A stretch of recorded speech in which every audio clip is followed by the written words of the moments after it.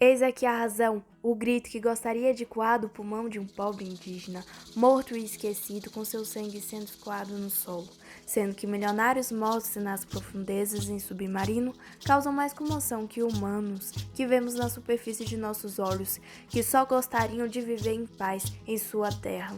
O mal venceu, as cortinas podem fechar, e não há vela que possa velar tanto genocídio. Não existe palavras que console tal tragédia. Sim, o mal venceu. Se ao menos eu tivesse voz para que escutasse minha história, se ao menos eu pudesse despertar a comoção entre tantos.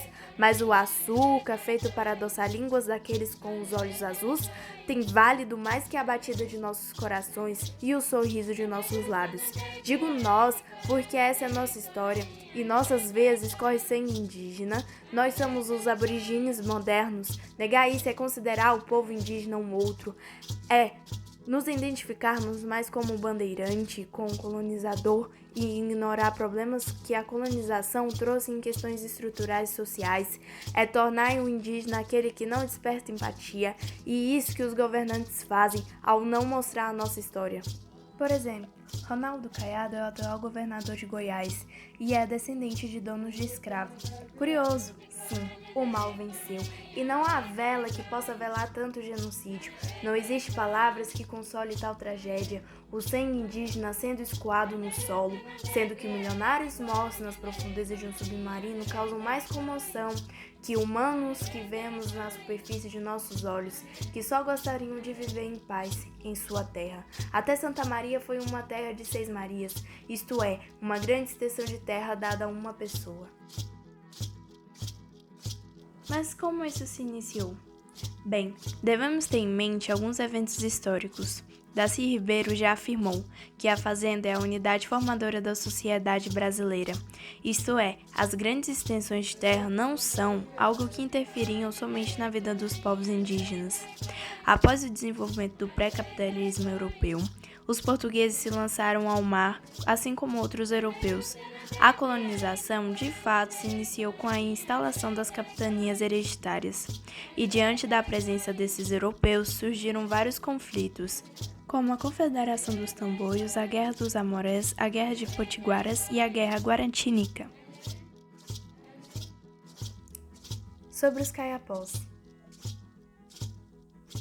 No contexto dos caiapós, convém mencionar que eles se situavam no sul de Goiás e no Triângulo Mineiro, e que a violência dos primeiros contatos com os paulistas destruiu muitas tribos do sul de Goiás e levou a um estado de guerra contínua com outras, como os caiapós meridionais, enquanto os garimpeiros entraram em Goiás e fundaram cidades mineiras nas décadas de 1720 e 1730. Para proteger os garimpeiros, os governadores organizaram várias expedições locais para conquistar o Caiapó, mas falharam. A corrida do ouro afetava os missionários, já que os padres participavam do garimpo por intermédio de seus escravos negros. Conseguiram fortunas em ouro e retornavam a Lisboa para requerer merecidos postos mais confortáveis em Portugal. A mais famosa sertanista do século XIX foi a mulher caiapó Damiana da Cunha, que vivia com seu marido soldado na aldeia de São José de Mossamedes. Encarregada pelo governador de Goiás, liderou expedições ao sertão para persuadir seu povo a ir morar com ela em São José.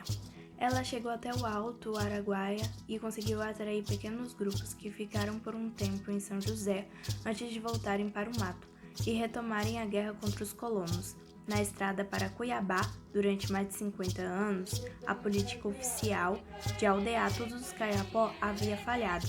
Com a progressiva retirada dos portugueses de Goiás e do apoio financeiro às aldeias para tipos de bens que tinham atraído inicialmente, enquanto isso, os caiapó e outras nações indígenas se fortaleciam nas fronteiras.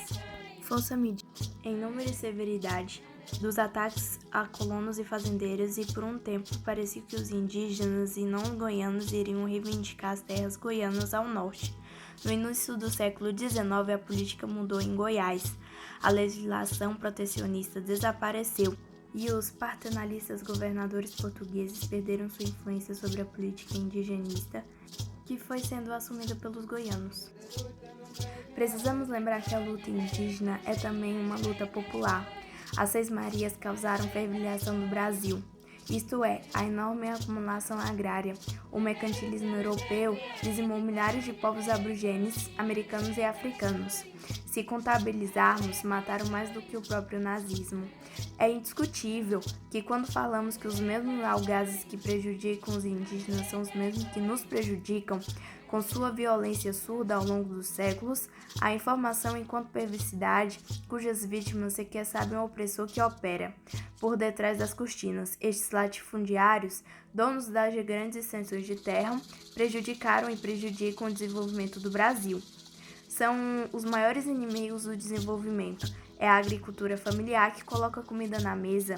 Os latifundiários só exportam para um estrangeiro.